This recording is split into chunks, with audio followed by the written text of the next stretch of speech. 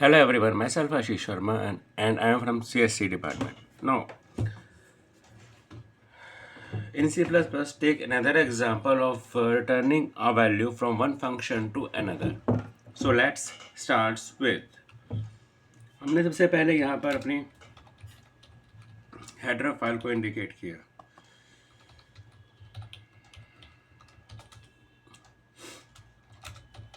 Hash include iostream.h and यहाँ पर हमने conio.h को यूज़ कर लिया.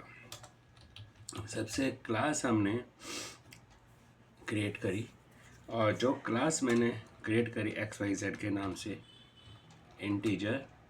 सबसे पहले हमने अपने प्राइवेट वेरिएबल्स यहाँ पर ये ले लिए. उसके बाद सबसे पहले हमें क्या चाहिए, पब्लिक. यहाँ पर लिया हमने वाइड नंबर नाम का एक फंक्शन बना दिया. अब जिसको रिटर्न टाइप बनाना है उसको मैंने स्टार्टिंग से वाइड की जगह इंट किया, क्योंकि मुझे वैल्यूज़ ये फंक्शन से दूसरे फंक्शन के अंदर पास आउट करनी है. मैंने कैलकुलेशन नाम का एक फंक्शन बनाया. यहाँ पर अब मुझे रिज़ल्ट शो करना है तो मैं यहाँ पर शो नाम का एक फंक्शन बनाऊँगा.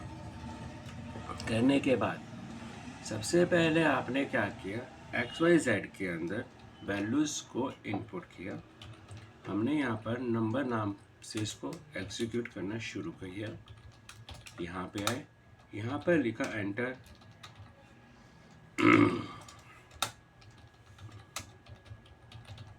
एंटर फर्स्ट नंबर हमने किया.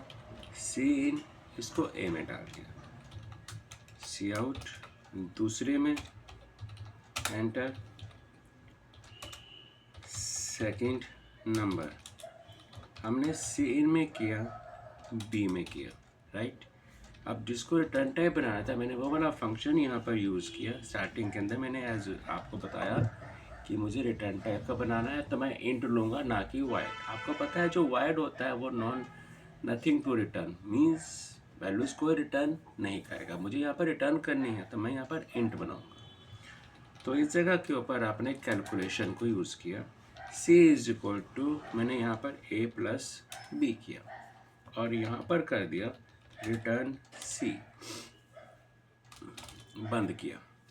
अब मुझे यहाँ पर चाहिए शो, जो डिस्प्ले करना है.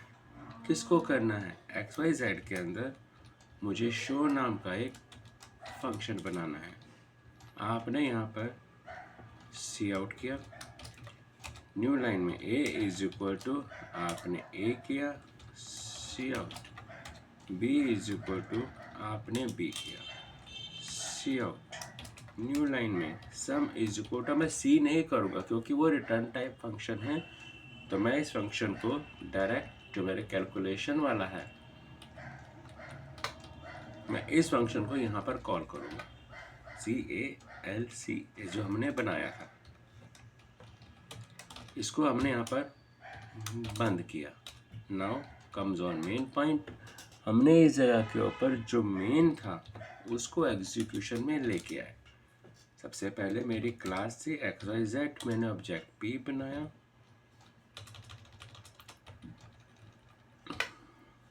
स्क्रीन क्लियर करी.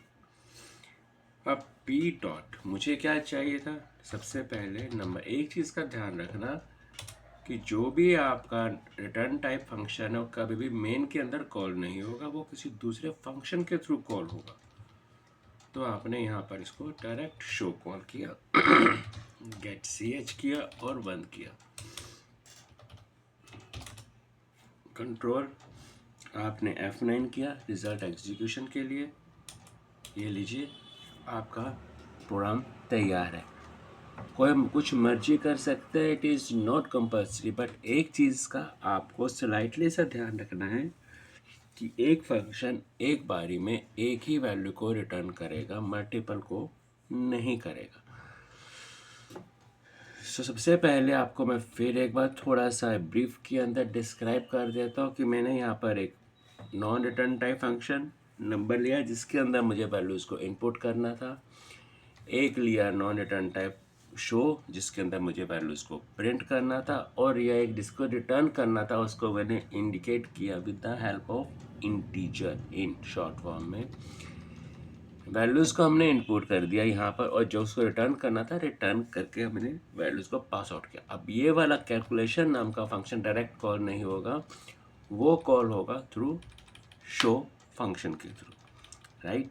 I think you understand my things, understand my topic, and understand my program, right? Thank you for watching my video.